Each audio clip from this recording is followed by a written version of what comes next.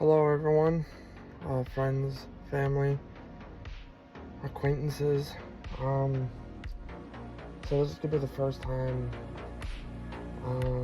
I know a lot of you are shocked because my recent move from, well, being one of Christianity's really major critiques that you guys knew to being its most loyalist follower. I just thought I want to share my testimony as well as my honest beliefs. And I feel like this is more than I could write. So I'm going to videotape it for everyone to hear. This is going to be part one of a series. So I guess this is going to focus on the early years. So let's start where every story does at the beginning. So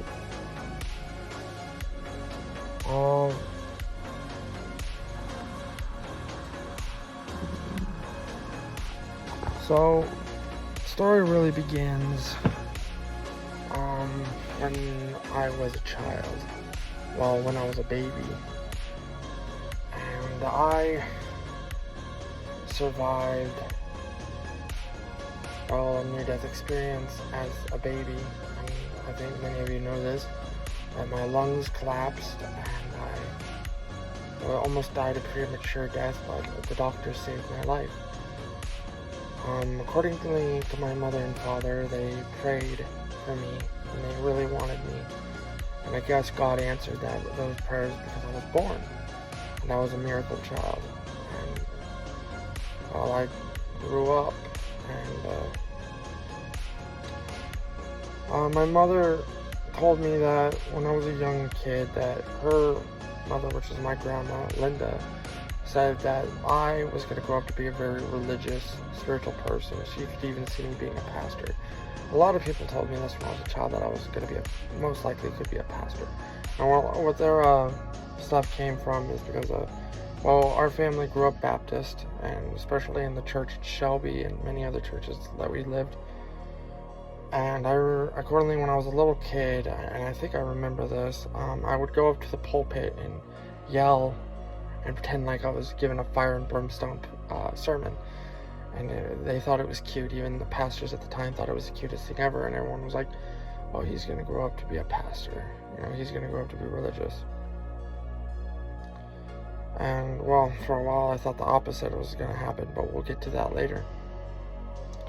So I grew up, Baptist, and, but I guess while I loved spirituality and I loved Christianity growing up, and I had a fondness for it, and it was a major part of my childhood, I did see the corruptness of it. I saw the judgmental side of it, the hypocrisy, the legalism side of it.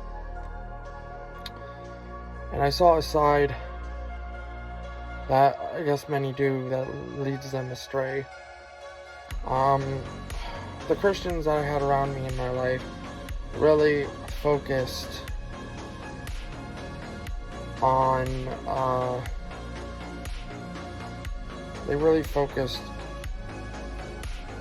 the end times and things like that, and really focused on hell and the end times and stuff like that. And I guess they didn't really teach us kids properly, because when I was a kid, this is what I was convinced that the belief of the Bible was growing up as a kid and teenager. I was convinced, not knowing what I know now, I was convinced that the Bible was about the talking serpent was obviously the devil, but because the devil gave an apple to Eve, it caused the devil and the demons to rebel and separate themselves from God, which allowed them to come to earth. But I didn't believe that was the original sin, because I wasn't convinced. But I, in my heart, believed, because what I was being told was that the sin that we committed is when we killed Jesus, that God came to earth to teach us a better way than how we were living in the Old Testament, which was unruly and unlawful and chaotic. And he taught us a better way, and then we crucified him for it, so that was our major sin. And because since we crucified God, that we were all destined for hell. That every one of us. That only very few of us would be raptured and stuff like that. So I was convinced that no matter what I did, I was going to go to hell. And come my formative years, when I was 11 or 12, I started experimenting with myself and, like a boy through puberty does. And I was having thoughts, and I was, doing things that were not okay in the Bible. And it doesn't help that my parents from a young age were going through the divorce, and I saw very hypocritical things from Christianity itself. So I started getting disillusioned with Christianity, and it doesn't help that I was also having my dad's house was very haunted at the time. We had a family living with us that weren't really good people, and they had kind of demonic influence in the house that was with them, and maybe it saw that I was very vulnerable in my faith, because it really lashed itself onto me, and it told me to do things, and it told me that to kill my family, and it told me to burn the Bible, which I did. I didn't kill my family, but I burned the Bible in a closet, and I got caught. And so I had to go to therapy, which I was already in therapy my whole life at that point. And, DFS was a big part of our life at that point to those kids. And, we've been to foster care systems too and stuff like that, but I don't want to go into that. But I want to mostly focus on the spiritual aspect. But, I burned a Bible, and because I heard, felt like I needed to. Because I felt like the voice was right, that nobody cared about me, nobody wanted to listen to me, and God had completely forsaken and abandoned me because I was just destined for hell. So I burned a Bible, and I got put in Acadia, which was a youth treatment center in Billings. And during my time there, they tried to force these, the Christian virtues on us in the Ten Commandments, and I couldn't like it. But then I remember one night that I had a dream that I was in hell, and demons were torturing me, and it was awful.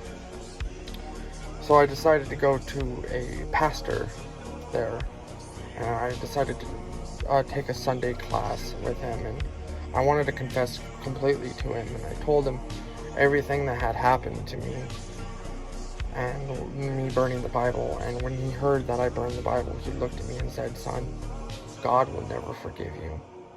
You have committed a great blasphemy, and there is no goal to heaven for you." Which, looking back, was a very fucking terrible thing, and Jesus would have been ashamed of what that guy said. But he said that, and it left me broken open. So then I started filling myself with ancient mythology, Greek and Norse mythology, and I started, going down the path of, paganism the first time, and I got invited to do powwows and Native American stuff, and I started getting interested in that, and I started doing the dancing, chanting, and smudging. Then when I got out of Acadia, I got back into school and stuff, and I really, really tried to fix my life around it. And I said, maybe God hasn't given up on me. Maybe I can get a second chance from him. So I really, really tried to give my life to God, but I didn't feel it. I didn't feel like God was real, and it wasn't genuine. It wasn't a genuine relationship with him. I still felt like I kept messing up. I still felt like I was being abandoned, like he didn't want me at all, and that I was destined for hell. And so I couldn't get with it, and I tried and tried. I even joined a Bible study group in high school. I even made friends. One girl I really had a big crush on in high school, and she was in my Bible study class, and I liked the community, and I liked that we all had and stuff, and I really liked stuff. I really liked it, and I really thought of myself as a Christian, and I really studied Joan of Arc and the ancient saints, and I even studied the Crusades and all this stuff. And then around my late teenage years, my mom got a new boyfriend, which was out of the several boyfriends she had. And this new boyfriend, I met him, and I thought he was a cool guy, and I wanted to live with my mom because a deep part of me was so upset with God because I wanted my parents to be together, and I don't understand why he would have split them up and caused all this chaos in our family. So I tried to be all I could to be with my mom. Even though, in a sense, at the time, I felt like she had deserted me. So I tried to be with my mom, and I hung out with this guy, and he was one of these full-blown conspiracy theorists, like ancient alien type tinfoil hat wearing Christians. And I was fully convinced of these conspiracy theories, and I was convinced that on September 23rd, 2017, that the world was going to end and the rapture was going to happen.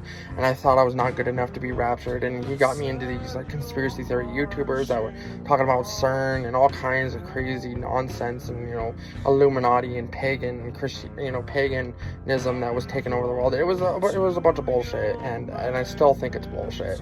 So I don't care for conspiracy theorist Christians. I feel like they're just as bad as legalistic Christians. I think honestly we need to bring a new revolutionary form of Christianity back, which goes back to the early days of Christianity that focuses on Christ and what he taught, not on loony bin conspiracies. But he was one of these guys that believed him, and I was totally convinced. I was totally convinced I was never going to see my family again. It was, his family was straight up a doomsday cult. The church we went to was a straight up doomsday cult. And I was part of it, and it made me so disillusioned with Christianity. I finally gave up, and at 17 I denounced the religion, because I was done. And that's where part 2 comes in, my path with paganism. But stay tuned. Thanks for watching.